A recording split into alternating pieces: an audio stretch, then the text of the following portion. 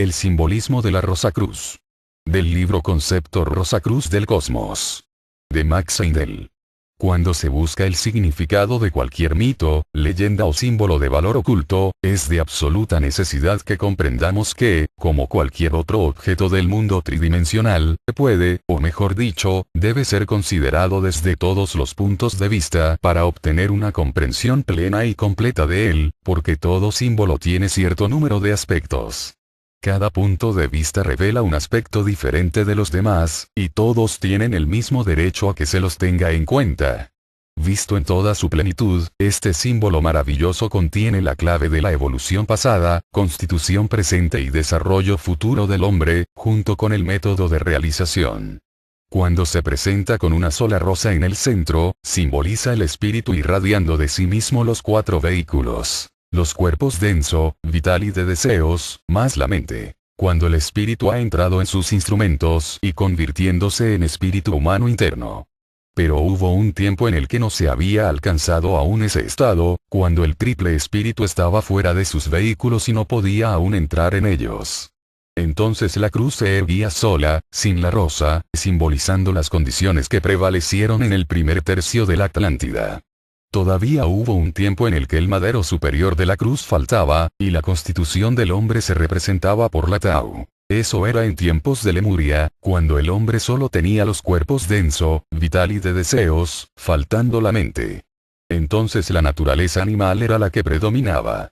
El hombre gratificaba sus deseos, sin reserva. Anteriormente aún, en la época hiperbórea, el hombre solo poseía los cuerpos denso y vital, faltando el de deseos. Entonces el hombre naciente era análogo a las plantas, casto y sin deseos. En ese tiempo su constitución no podía representarse por una cruz, y por lo tanto se le simbolizaba por una columna. Este símbolo ha sido considerado fálico, emblema del libertinaje del pueblo que lo adoraba. Ciertamente, es un símbolo de la generación, pero la generación no es, en manera alguna, sinónima de degradación, lejos de ello. La columna o pilar es el madero inferior de la cruz, símbolo del hombre naciente cuando era análogo a las plantas. La planta es inconsciente de toda pasión, pura, tan casta, que apropiadamente comprendido, es un modelo para la decaída y apasionada humanidad, la que debía adorarla como cuando se les dio a las razas primitivas con ese objeto. El falo y el yona, empleados en los templos de misterios de Grecia, los dieron los hierofantes con ese espíritu, y sobre el templo se colocaban las enigmáticas palabras hombre, conócete a ti mismo, las que si se comprenden, son sinónimas de la Rosacruz, porque muestran las razones de la caída del hombre en el deseo, en la pasión y en el pecado, y da la clave de su liberación, de la misma manera que las rosas que están sobre la cruz indican el sendero de su liberación. La planta es inocente, pero no virtuosa. No tiene ni deseos ni elección.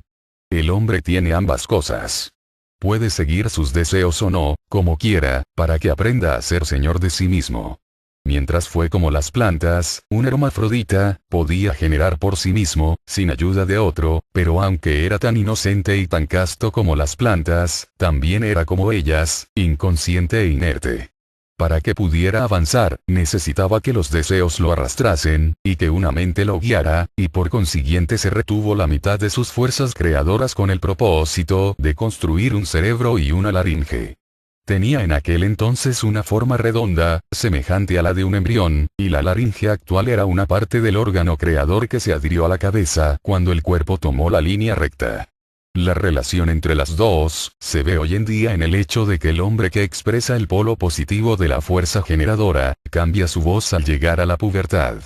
Que la misma fuerza que construye otro cuerpo cuando se envía fuera es la que construye el cerebro cuando se retiene, es muy claro cuando consideramos que el erotismo conduce a la locura, mientras que el pensador profundo se siente muy poco inclinado a las prácticas amorosas. Él emplea todas sus fuerzas generadoras en crear pensamientos, en vez de malgastarlas en gratificar sus sentidos. Cuando el hombre comenzó a retener la mitad de su fuerza creadora con el objeto arriba mencionado, su conciencia se dirigió hacia adentro para construir los órganos. Era capaz de ver esos órganos y empleaba la misma fuerza creadora entonces, bajo la dirección de las jerarquías creadoras, en planear y ejecutar los diseños de los órganos, que la que actualmente emplea para construir aeroplanos, casas, automóviles, teléfonos, etc. Pero entonces estaba inconsciente de cómo la mitad de dicha fuerza salía al exterior para generar otro cuerpo.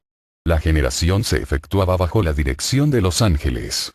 En ciertas épocas del año estos agrupaban a los hombres en grandes templos, donde se realizaba el acto creador. Pero el hombre era inconsciente de ello. Sus ojos no se habían abierto todavía, y aun cuando le era necesaria la colaboración de un ser que tuviera el otro polo o mitad de fuerza creadora necesaria para engendrar, al principio no conoció a su esposa. En la vida ordinaria el hombre estaba encerrado dentro de sí mismo, por lo menos en lo que al mundo físico concernía, pero esto comenzó a cambiar cuando se le puso en tan íntimo contacto con otro, como en el caso del acto generador. Entonces, por el momento, el espíritu desgarraba el velo de la carne y Adán conoció a su esposa. Había cesado de conocerse a sí mismo. Así que su conciencia fue concentrándose cada vez más en el mundo externo y perdiendo correspondientemente su percepción interna. Esta no puede readquirirse nuevamente hasta que haya pasado el estado en el que necesita otro ser para engendrar y haya llegado al punto en el que pueda utilizar de nuevo toda su fuerza creadora a voluntad. Entonces tornará a conocerse a sí mismo como cuando atravesaba el estado análogo al vegetal, pero con esta importantísima diferencia, que entonces usará su facultad creadora conscientemente, y no se verá restringido a emplearla únicamente en la generación o procreación de su propia especie, sino para crear lo que quiera.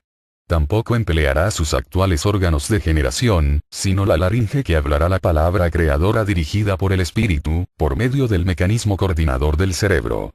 Así que los dos órganos formados por la fuerza creadora serán a su debido tiempo los medios por los cuales el hombre se convertirá en un creador independiente y consciente de sí mismo. Aún en el actual grado de desarrollo, el hombre modela la materia por su voz y por su pensamiento a la vez, como se vio en los experimentos científicos en los que los pensamientos crearon imágenes en placas fotográficas y en los que la voz humana creó figuras fotográficas en la arena, etc. En proporción directa a lo desinteresado que sea, el hombre podrá dar salida a la fuerza creadora que contiene. Esto le dará más poder mental y le permitirá utilizarlo para el mejoramiento de los demás, en vez de degradarlos y sujetarlos a su voluntad. Aprenderá entonces a dominarse a sí mismo y cesará en su intento de dominar a los demás salvo cuando lo haga para su bien, pero jamás con fines interesados o egoístas.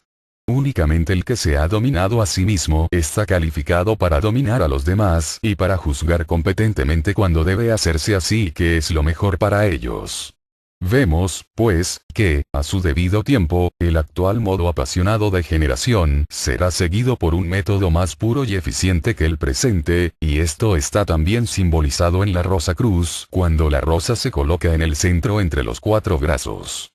El madero más largo, representa al cuerpo, los dos horizontales, a los dos brazos, y el madero corto, superior, a la cabeza. La rosa está colocada en el lugar de la laringe. La rosa, como cualquier otra flor, es el órgano generador de la planta. Su verde tallito lleva la sangre vegetal incolora y sin pasión.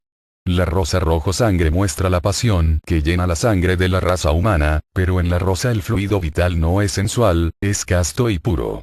Así que es un excelente símbolo de los órganos generadores en estado purísimo y santo, estado que el hombre alcanzará cuando haya limpiado y purificado su sangre de todo deseo, cuando se haya hecho casto, puro, análogo a Cristo.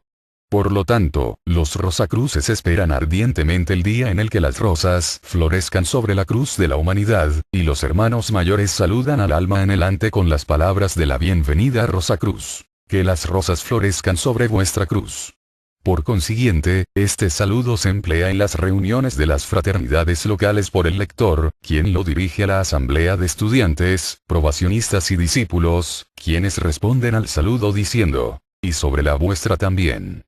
San Juan habla de su purificación, primera epístola 3,9, y dice que aquel que nace de Dios no puede pecar, porque guarda dentro de él su semilla. Es una necesidad absoluta para progresar que el aspirante sea casto.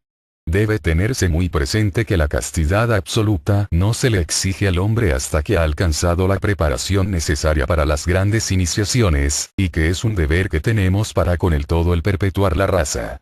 Si somos capaces mental, moral, física y financieramente, podemos ejecutar el acto de la generación como un santo sacrificio ofrecido en el altar de la humanidad, pero no para gratificar el placer sensual. Y tampoco debe realizarse austeramente, en una repulsiva disposición mental, sino gustosamente, dándonos a nosotros mismos y haciendo uso del privilegio de suministrar a algún amigo, que esté deseando renacer, un cuerpo apropiado para su desarrollo. De esta manera también lo ayudaremos a que florezcan las rosas sobre su cruz. Del libro Concepto Rosacruz del Cosmos, de Max Heindel.